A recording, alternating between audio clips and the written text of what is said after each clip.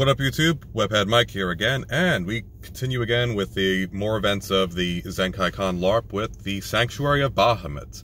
Now, this is one of the RP and plot-heavy moments where a lot of those events are finally becoming to a confluence, and this is where those legendary items came into effect. So, for instance, the feather that Suzaku got as part of the feathery dust-up is now going to come into play.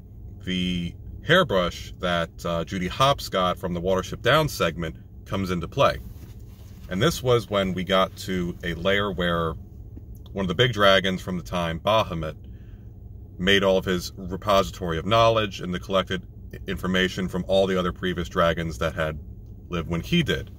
Or at least probably still are. We don't know because the dragons left after their civil war ended. And they wanted to pass on some information to us. Why? Well, we'll find out soon. There was a lot of talk about finding your measure, being treated in kind, and what it really amounted to was, and without repeating too much of what happened in there, because I want to respect how much effort they put into it and not just repeat everything. They wanted to find a way that other creatures, when they got sentient, would not have the civil war that the dragons did, that they would learn to appreciate one another, find their worth, and find their niches, so that way everyone would have their place and be able to function in a society, together. And that's when I began looking at this and began to thought, is this them trying to state, as in the real world, where we don't want to have people be too at odds with each other, that it'll cause their own civil war? We should begin to find things that we value in each other, agree on enough things, so that way we all make this beautiful, cohesive society of loose organization. But that's probably too much beyond that. Right now, the 6 in play were rabbits, birds, fish, foxes, cats, and dogs. And 4 traits that kept coming up was swiftness, cunning, might, and beauty. Probably things that every single one of them would have aspects of. And when we got to the lair, put in our artifacts, got further into it, this is when we began to notice that there were gems that had information in them, encoded. And eventually, we were able to figure out that, oh, this is a repository of knowledge, just like Superman's crystal-coded computer. So we said, okay, now we know now we know what this are. We have to figure out how it's all organized. Well, it turns out that blue was like a mix of science and magic. Purple, I think, was art. Red was history. Poetry was yellow. And I think orange was philosophy.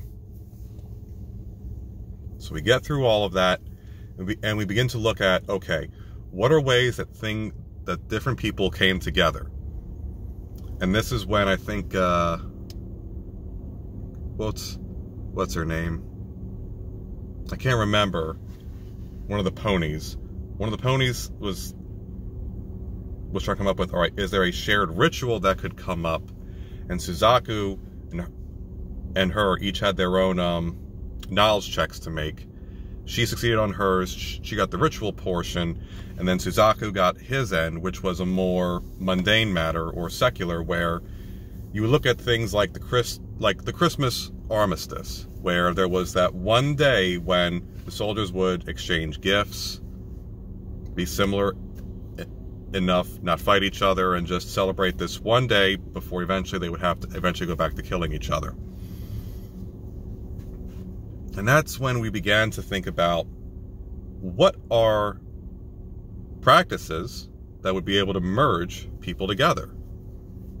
And that's where the pony thought about a binding ritual that everyone would submit components towards. And then Suzaku put forward, why don't each of us contribute ingredients to a colossal pizza? And, you know, just organize it based off of who would like what. The idea being that, okay, while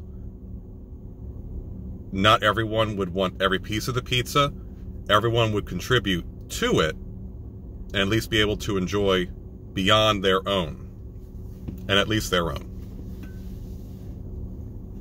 And then also Splinter had the idea of, well, let's have a shared martial arts tournament. And that's where the magic took off from there. We would then get into some next episodes, such as the logistics about how that all would happen. But I'm going to save that for the next video. Right now, there was just the idea that, okay, we have become sentient, all these other animalistic races, and we're trying to figure out, with this wilding happening, and these cultural differences causing clashes between us, potential war, how can we stop it just like the dragons did? And again, that was finding swiftness, cunning, might, and beauty in every single one of the species, and finding the things of value in each, and valuing each other then. So yeah, that's how that RP ended. It was much more lengthy than that. I think it was about 2 to 3 hours until we finally got to that point, and then things finally started going off on all cylinders again. And again, I have to commend the game masters who were at work in this. The groups are far larger than I would ever want to have any business operating with. I think there were like 10 to 12 people in a group. But I applaud them for herding cats in the way they did. And we'll get on to, and I believe that concludes day 2. So stay tuned for the last for the last day of Zenkaicon's LARP. Until then, Webhead Mike out.